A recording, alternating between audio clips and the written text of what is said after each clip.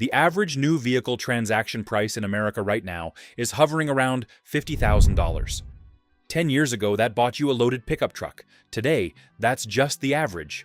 Sedans, crossovers, everything.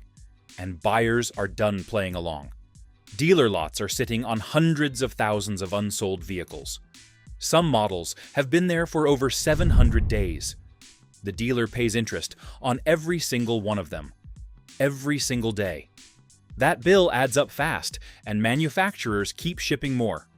All the data in this video comes from CarEdge, which tracks real inventory and sales rates across dealerships nationwide. Here are the 10 cars nobody is buying in 2026, 716 days.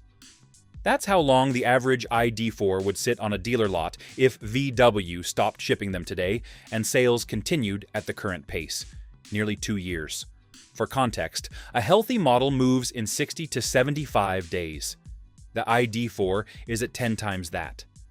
The federal EV tax credit that made the ID.4 remotely competitive on price got axed in 2025.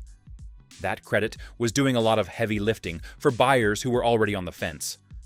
Without it, you're looking at a $45,000 electric crossover from a brand with a long reputation for expensive repairs and complicated electronics. The older ID.4 models had serious reliability issues that got documented publicly and widely. The current model is better, but the reputational damage was already done. Buyers who wanted an EV went to Tesla. Buyers who didn't want an EV went anywhere else. VW has been trying to crack the American market for decades. The ID.4 was supposed to be their electric future in the US. Right now, it's their biggest headache. Jeep is ranked dead, last in reliability by Consumer Reports. Dead last, out of 31 brands. Not close to last, last. And then they built a $90,000 SUV and wondered why nobody showed up. The Grand Wagoneer is genuinely impressive to look at. Big, bold, loaded with features. But Jeep's reliability reputation has become impossible to ignore at any price point. And at $90,000, it becomes the entire conversation.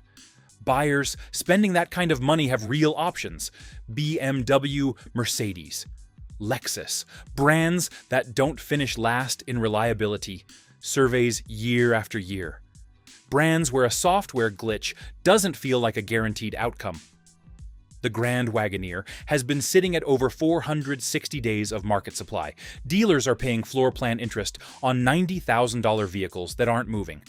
That's a financial bleeding that compounds every single day, and there's no quick fix when the core problem is that buyers simply don't trust the brand anymore. Dodge killed the Hemi 5.8. Then they launched an electric Charger. Then they watched their own gas-powered 6-cylinder version outsell the electric one 7-1. The Charger Daytona EV starts around $60,000. The buyers who love Dodge love it specifically for the engine, the sound, the feeling. That's not a small detail. That's the entire identity of the product. An electric Charger isn't a faster Charger to that buyer. It's a different car wearing a familiar name. EV sales for the Charger.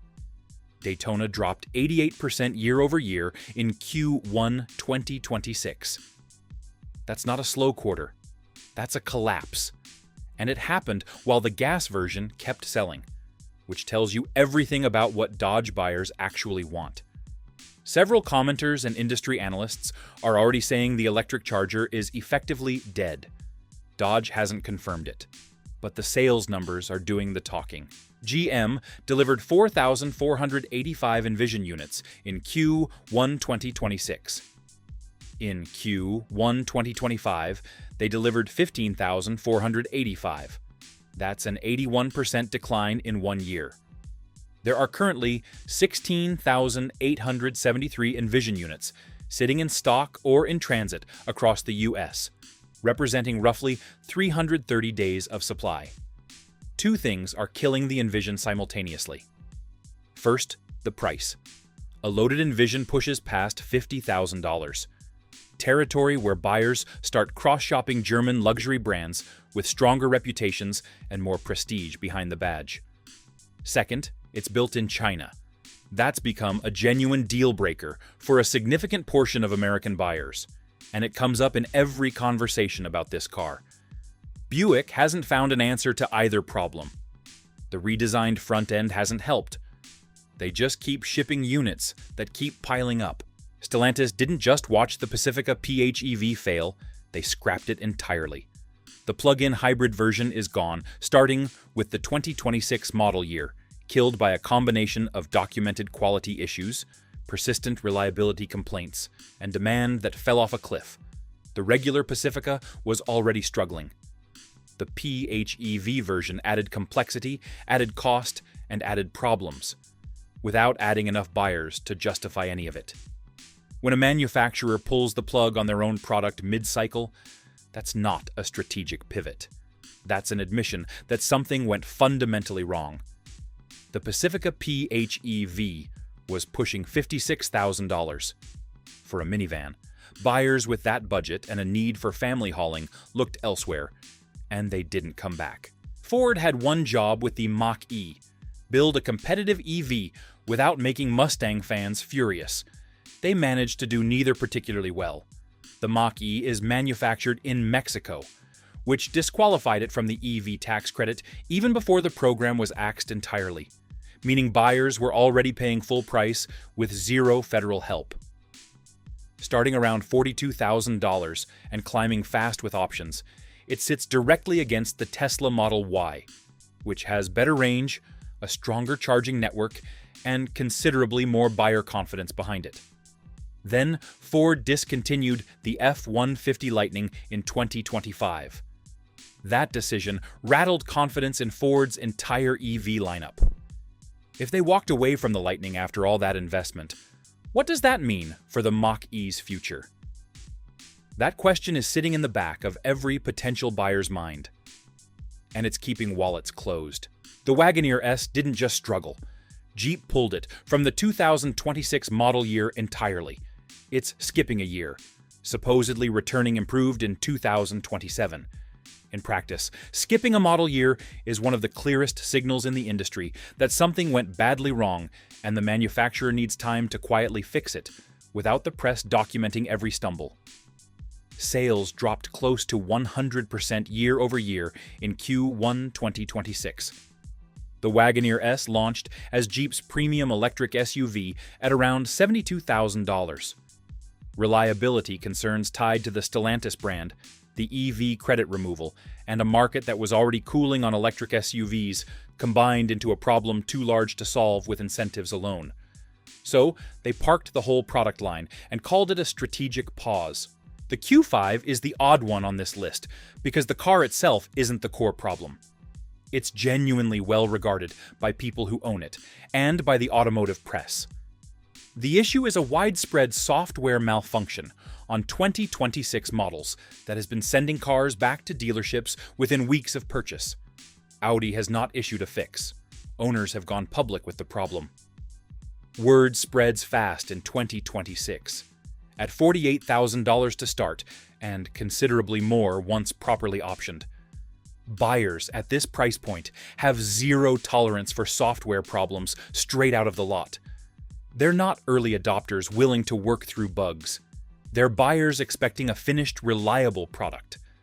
The Q5, sitting at over 200 days of supply right now, is a car knocked off course by an execution failure, not a fundamental product failure, which makes it more frustrating for everyone involved, including Audi. Hyundai made two decisions that together quietly gutted the Sonata. They killed the hybrid version, the one that was actually generating real buyer interest, and delivered a full redesign that landed with almost no reaction whatsoever. Not negative, no reaction. In a crowded segment, invisibility is a death sentence. The sedan market has been contracting for years, but Honda still moves Accords and Toyota still moves Camrys because those nameplates have earned deep loyalty over decades of consistent quality. The Sonata never quite built that same gravitational pull. Starting around $28,000, it isn't aggressively priced.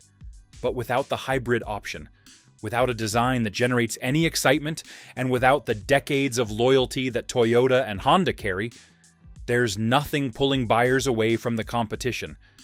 It just sits on the lot, waiting for a reason to exist.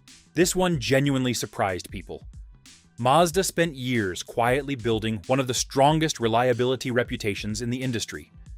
Then they launched the CX-90 with an all-new inline-six plug-in hybrid powertrain, mounted longitudinally in a bold engineering decision that came with first-year problems that damaged precisely the reputation Mazda had spent so long building. At $42,000 to start, and considerably more for the PHEV trim that most buyers were actually interested in, buyers came in expecting Mazda dependability, and in some cases found powertrain complaints and dealer visits instead.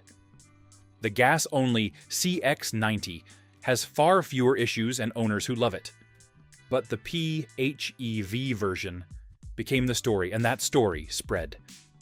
The CX-90 is currently sitting at over 100 days of supply. Not catastrophic by this list's standards, but deeply unusual for a brand that normally moves inventory without drama. Brand trust is the one thing that takes years to earn and weeks to lose. 10 cars. 10 different problems, but the same buyer at the end of every story, someone who looked at the price, looked at the product, and decided to keep driving what they already own. At a $48,000 average transaction price, every purchase has real consequences. People are doing the math on monthly payments, insurance, interest rates, and repair costs. And the math keeps coming back wrong. When you add reliability concerns on top of that, or a charging infrastructure that still doesn't work for most people's actual lives, or a software problem that sends a brand new $72,000 SUV back to the dealer after 2 weeks, buyers stop showing up. It's that simple. The brands that figured this out years ago aren't on this list. Toyota and Honda barely appear in any inventory report anywhere in the country. Their lots aren't stacking up because their buyers keep coming back, and new buyers keep choosing them based on reputation alone. That's not advertising. That's years of not cutting corners on the things that actually matter finally paying off in the market. For everyone else, the inventory keeps growing, the interest keeps compounding, and buyers keep waiting for a price that makes sense, for a product they can actually trust, or for a reason to hand over $50,000 that doesn't feel like a gamble. So far, most of them are still waiting.